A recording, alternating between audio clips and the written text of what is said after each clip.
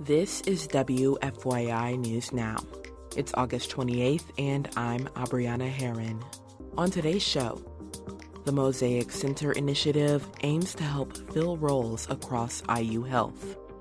Hundreds rally at the Indiana Statehouse Tuesday night against redistricting. And faith leaders in Indiana organized to protest federal and state immigration policies. We gather today in prayerful support and solidarity of our immigrants, brothers and sisters, as we also stand in prayerful presence and lament over the detention centers across our state and here. Those stories coming up. But first, the utility company AES Indiana, formerly IPL, wants to raise prices. They're taking comments from the public before that might happen. Jeremy Rubin has more. Roughly 100 Marion County residents showed up Monday evening at New Augusta Academy. The crowd unanimously said they do not want AES to increase their prices, with some saying they couldn't afford any increase. The proposal would raise residential prices by over 13%.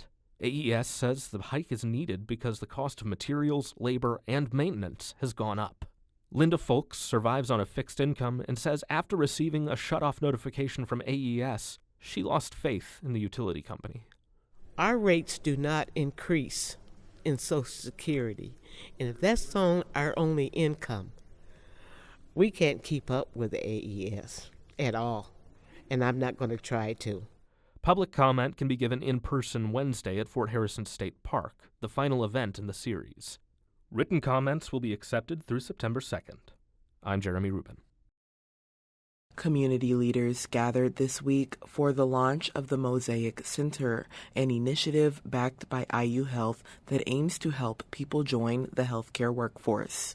As Ben Thorpe reports, the center will offer coaching, connect people to training and education, and help fill roles across IU Health.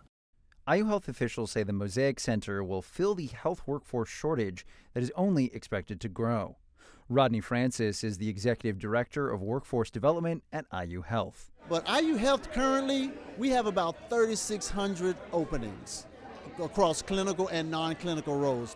Dennis Murphy is the President and CEO of IU Health. He says the center will also assist people with other barriers to a career, like transportation, education, housing, or even just an understanding that there's an opportunity for them. Officials hope to connect over 300 people to careers within the first year. I'm Ben Thorpe. Hundreds rallied at the Indiana Statehouse Tuesday night, demonstrating against plans to redraw congressional districts across the country and in Indiana. As Farrah Anderson reports, protesters gathered while several of Indiana state GOP lawmakers visited the White House amid the debate over redistricting. Many protesters and speakers say they believe efforts to redraw Indiana's districts in Republicans' favor amount to cheating. Melissa Borja is an Indianapolis resident who runs a group that educates and mobilizes Asian American voters. She says pushing back on redistricting is essential to her mission. I think it's putting me in a really difficult position to tell people to vote if the system is not fair. 7 of Indiana's 9 congressional districts are represented by Republicans. To redraw districts, Governor Mike Braun would need to call a special session. But he said he won't do that until lawmakers decide to redistrict or not. Because the fight is ours to win. Let's go, Hoosiers. I'm Farrah Anderson. And for our final story today. A growing number of faith leaders in Indiana are organizing demonstrations to protest federal and state immigration policies. Zach Castle reports how people from across the state showed their support for immigrants during recent events. God bless the Members of the clergy gathered Monday on a grassy field in front of the Miami Correctional Facility to protest immigration policies. The Reverend Matt Landry of Castleton United Methodist Church in Indianapolis helped organize the prayer vigil. He says they have a message for elected officials. We gather today in prayerful support of our immigrants, brothers and sisters, as we also stand in prayerful presence and lament over the detention centers across our state and here. Earlier this month, the federal government announced the state prison would be used to detain up to 1,000 immigrants in enforcement operations. The facility is located on Grissom Air Reserve Base, north of Kokomo. About 150 people showed up at the vigil. The religious leaders and attendees represented at least half a dozen Christian traditions.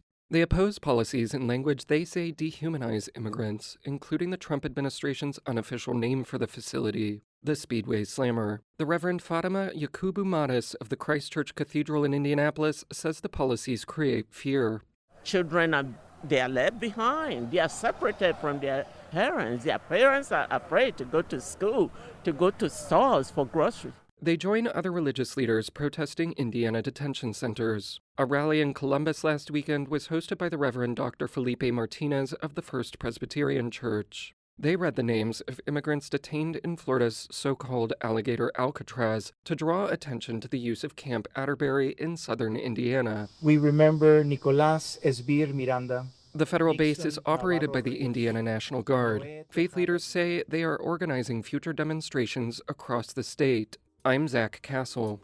Kyle Long contributed to this report. That's all for today's episode of WFYI News Now. Our podcast is produced by Zach Bundy, with support from the news team at WFYI and public media journalists across the state. Our news director is Sarah Neal-Estes. Kendall Antron produced our music, and I'm your host, Abriana Herron. If you like today's episode, remember to subscribe and share, and follow WFYI on Instagram, TikTok, Facebook, and YouTube to check in on our newsroom throughout the day. Thanks for listening. We'll be back tomorrow.